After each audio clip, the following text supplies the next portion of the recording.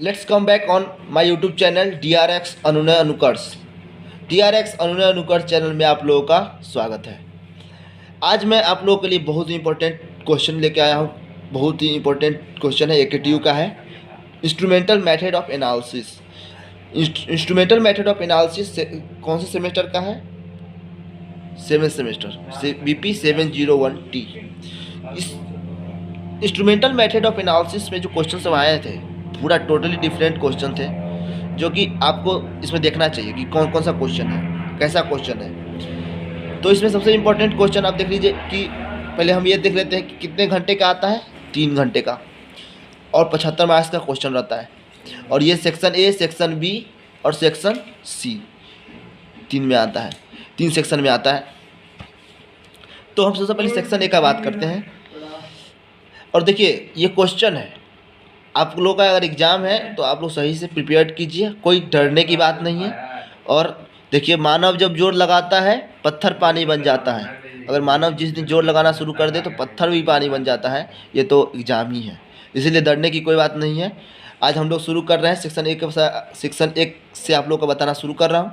देखिए section A का ए number में क्वेश्चन में क्या है, give principle of UV spectroscopy. इसमें क्या चीज़ के बारे में बता रहा है? प्रिंसिपल UV स्पेक्ट्रोस्कोपी, इसके बारे में आपको बता रहा है, इसका प्रिंसिपल के बारे में बता रहा है, बताने के लिए। अब आगे आते हैं कि सेक्शन इसमें बी में क्या है, डिस्क्राइब क्विंचिंग। क्विंचिंग के बारे में आपको बताने को बोल रहा है और इसका एग्जाम्पल के साथ। अब सी नंबर में है explain principle of flame photometry. आपको प्रिंसिपल किसके बारे में बताने को बोल रहा है? फ्लेम फोटोमेट्री के बारे में। आप इसको बता दीजिएगा प्रिंसिपल क्या होता है। ये सब 2 मार्क्स का क्वेश्चन है, तो 2 ही मार्क्स टाइप से लिखना है, आपको बताना है। अब डी नंबर में आता है what are various method for preparation of TLC plate. Thin layer chromatography. Thin layer chromatography जो होता है उसमें जो प्लेट जो बनाते हैं इसके बारे में कैसे प्रिपेयर करते हैं। जैसे कि आप लोग देखे होइएगा, आप लोग लैब में भी काम किए होइएगा। जैसे उसमें क्या होता है कि स्लरी बनाते हैं, उसका स्लरी को हम अलग अलग मेथड से, डिपिंग मेथड होता है, पोरिंग मेथड होता है, स्प्रेडिंग मेथड होता है, इस सब के थ्रू हम उसको स्प्रेड करके हम जो भी काम करते हैं आप लोग को पता होगा, आप लोग इसको लिख दीजिएगा। ई नंबर में आता है give significance of Fermi resonance. ये फर्मी रेजोनेंस के बारे में आपको बताना है, इसका सिग्निफिकेंस बताना है आपको। आगे आते हैं एफ नंबर में define chromophores with example. Chromophores के बारे में आपको डिफाइन करना है और इसका एग्जाम्पल भी बताना है। क्रोमोफोर्स क्या होता है? जो कलर प्रोड्यूस करता है। इस बारे में आपको आप लोग पढ़े होइएगा, अच्छे से बताइएगा। 2 नंबर का क्वेश्चन है इसमें। इस क्रोमो मतलब क्या होता है? कलर, फोर्स मतलब प्रोड्यूस, कलर प्रोड्यूस करने का, उसके बारे में बताना है कि वही उसी को बोलते हैं क्रोमोफोर्स। जी नंबर में क्या है, give name of detector use in HPLC। HPLC के में जो डिटेक्टर यूज होता है उसके बारे में आपको बताना है। HPLC का फुल फॉर्म क्या होता है? High pressure liquid chromatography.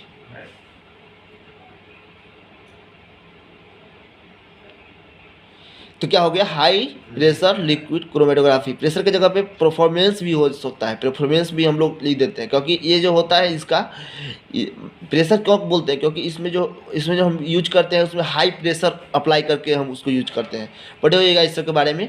और परफॉर्मेंस इसलिए बोलते हैं इसको, परफॉर्मेंस, हाई परफॉर्मेंस इसलिए बोलते हैं क्योंकि ये उस मतलब कि जो जिसको हम और चीज़ से नहीं देख पाते हैं, जैसे कि अलग अलग जो क्रोमेटोग्राफी है उससे हम नहीं देख पाते हैं। जैसे कि आपका हो गया कॉलम क्रोमेटोग्राफी हो गया, जैसे कि आपका क्या हो गया TLC हो गया। इस सब से हम नहीं देख पाते हैं, तो हम लेकिन हम उस सबसे नहीं देख पाएंगे वो हम HPLC के यूज मदद से हम देख लेते हैं। इसका परफॉर्मेंस जो होता है बहुत ही हाई होता है, इसलिए हम उसको हाई परफॉर्मेंस भी बोलते हैं, हाई प्रेशर भी।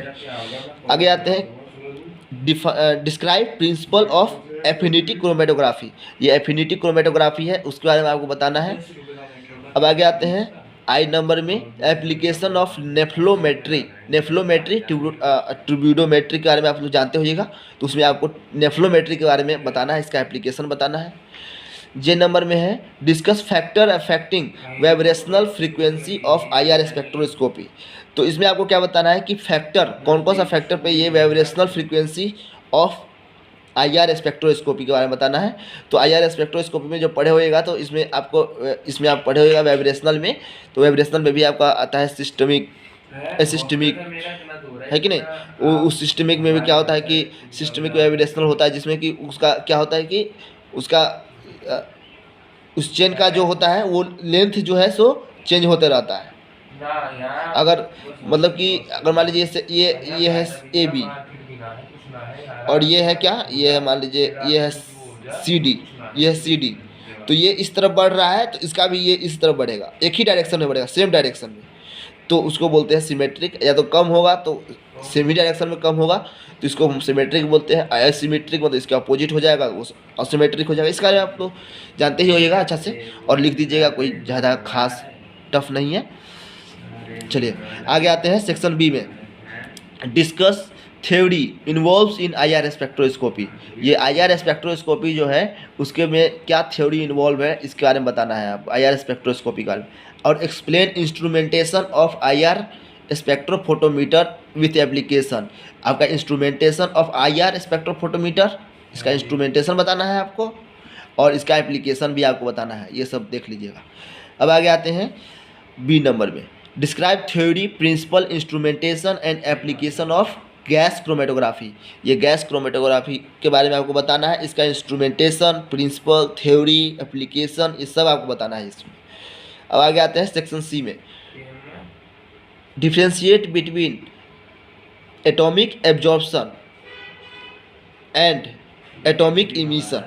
इसके बारे में क्या है, एटॉमिक एब्जॉर्प्शन और एटॉमिक इमिशन क्या होता है इसके बारे में आपको डिफरेंस बताना है। Describe various interference involves in atomic absorption spectroscopy. इसमें जो इंटरफेरेंस इन्वॉल्व होता है इसके बारे में वेरियस इंटरफेरेंस उसके बारे में आपको बताना है। अब आगे आते हैं सेक्शन सी में, सेक्शन सी के ए नंबर में है, give theory of gel electrophoresis. Gel electrophoresis के बारे में आपको बताना है।